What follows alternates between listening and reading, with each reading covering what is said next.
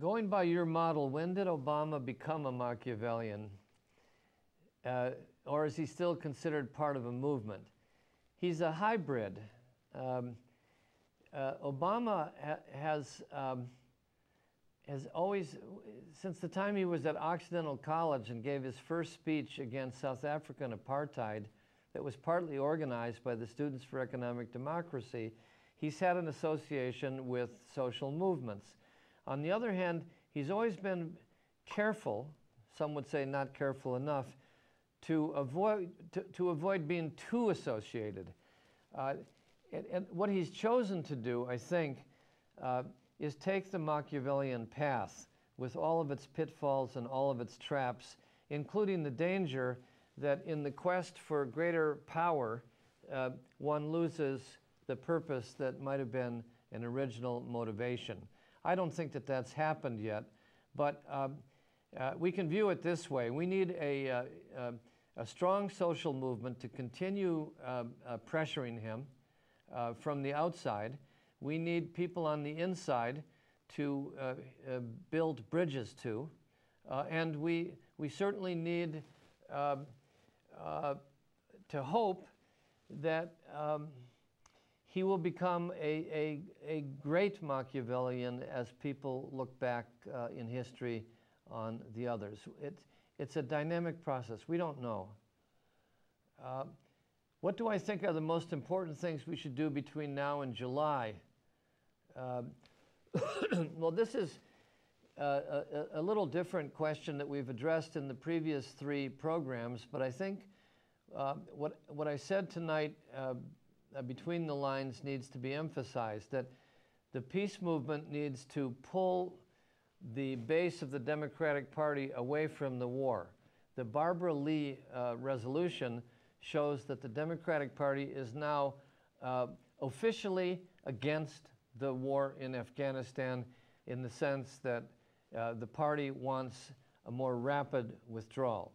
So I would say the pressure has to be to build coalitions on a local level with the AFL-CIO, the NAACP, the Council of Churches, the Islamic community, the women's groups, the environmentalists, and say, hey, we need a common front. If you want to do something about Wisconsin, the only money that's available are the trillions of dollars being wasted in Afghanistan. And we need to push our representatives to vote for the legislation offered by Representative Barbara Lee and Representative Jim McGovern in Massachusetts. And we need to demand of the President that he make a substantial and significant announcement of a withdrawal in July, as the Democratic Party now officially calls on him to do. It's very difficult because I think the movement against the war has been not pushed aside, but pushed under the concerns about health care, unemployment, deficits, budget cuts, underfunding of schools, you name it. But this is the stuff of coalitions.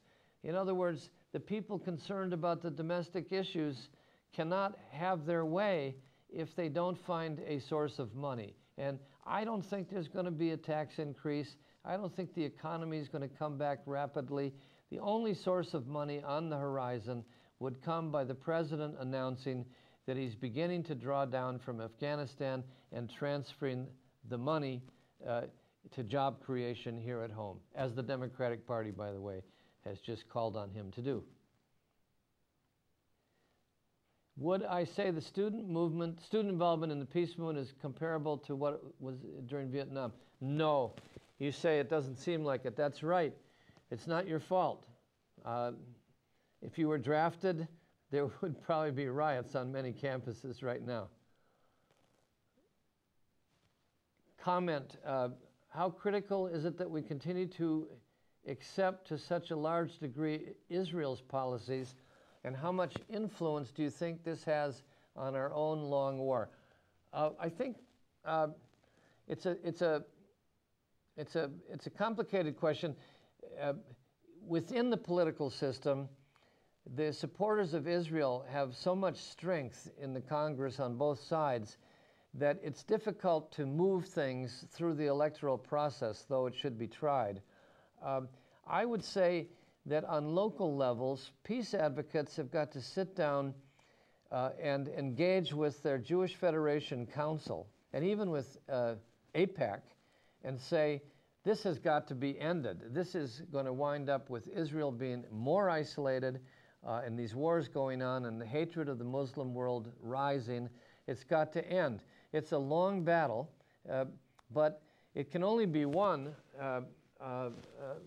through persuasion, dialogue, and pressure on the Jewish community in this country. I don't think it can be circumvented. And we definitely miss considerably the former Jewish leadership that was so dependable during the Vietnam battles. Comment.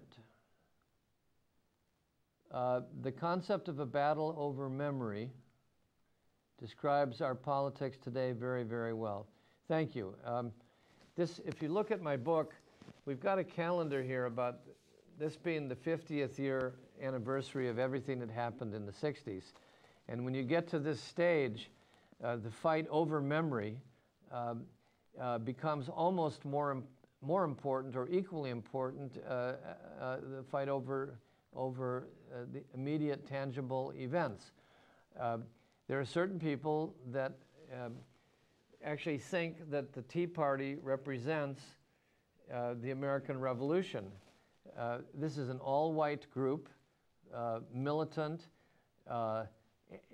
anti-federalist. They're trying to still retain control over the revolutionary narrative. Where are the people that stand up for Tom Paine out there? Maybe they've been co-opted into the textbook version, but it's an example of how this continues, and we need to fight it every day.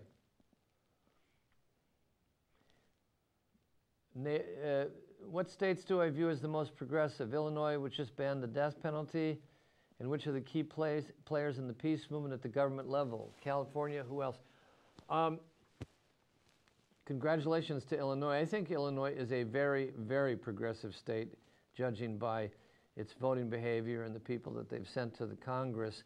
I wouldn't compare it to other states, but you can get a pretty good analysis if you look at the 70 or 80 or 100 members of the Congressional Progressive Caucus.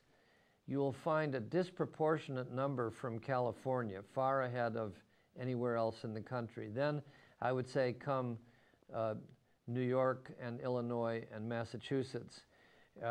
That's not that we don't have more to do in these states, but the battlefield looks to me very much like a combination of the old Confederacy and the Wild West on one side, and New England and the West Coast high-tech industries on the other side. And so the battle, the decisive battle, I think, will be over the Latino constituencies in the Southwest for now. The other parts of the decisive battle are registration, turnout by African Americans, by young people who turned out before and who might be despairing for good reason of what Obama has done. That could lead to a loss of everything to a Republican in 2012. Naomi Klein warns that climate change is the biggest crisis facing humanity, and the elite will exploit and worsen its impact via free market policies. Do I agree? Well, that formulation needs to be revised because climate change falls most on the poor, the racially dispossessed, the migrants, Africa.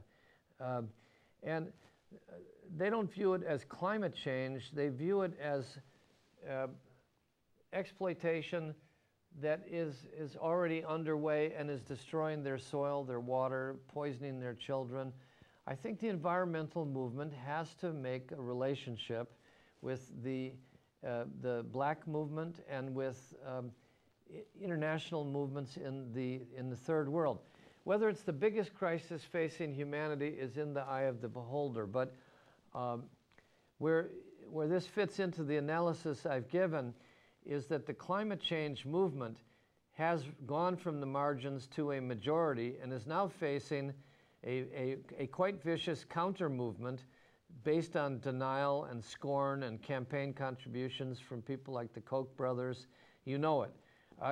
And our opportunity to see a meaningful reform and test what it would mean to us was lost in the stolen election of 1990 when Al Gore had Florida and the electoral votes taken away from him.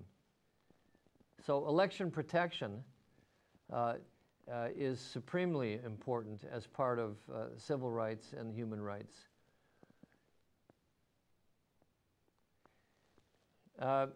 Who are the major U.S. allies in Afghanistan? Well, as I mentioned in the previous workshops, countries that have been our allies, including countries like Canada and Germany and France, are pulling out.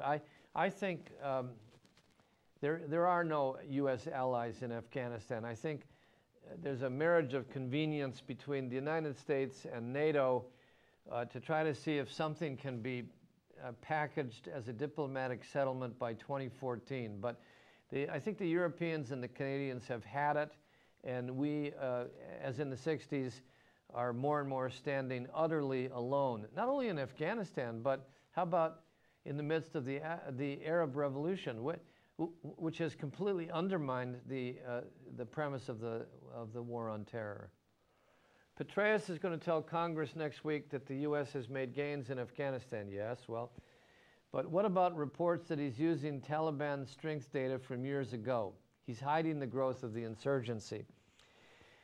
That is for inside people and numbers crunchers, and I assume that we have the capacity to go toe-to-toe with him on the data. But I don't think that's what's going to win the argument. What's going to win the argument is the growing sense among Americans demonstrated in polls that despite what General Petraeus says, the bottom is falling out of our Afghan policy. When 86% of Democrats and 60% of independents and Republicans want a faster withdrawal than even Obama has specified, we are in a democracy crisis. The wind is falling out of the war, the balloon of the war. So I would say the Petraeus testimony will come and go. The thing we need to do is say he's covering up a much worse reality, and he's trying to promote congressional support for more money as they go into the budget cycle, and he's probably lobbying the president for a longer deadline. And I hope that members of Congress are not intimidated and that they do speak out. Isn't the point of the long war making war itself, i.e. the trillions we're paying all the corporations profiting from it? This would be the notion of Eisenhower, that there's a military-industrial complex that confuses its self-interest with the national interest, and using money and contracts in every congressional district and influence over foreign policy making is a system of perpetual war. I do think President Eisenhower was right, and that we should never forget his 1959 commentary. But and Andrew Basovich has written a very good book on this. But I think this long war we're talking about is more of a parallel with the Cold War. It's a long war against an enemy that is difficult to define, international revolutionary movements, not state-based. It's estimated to be 50 to 80 years, and it probably would not have taken this form or formulation were it not for 9/11.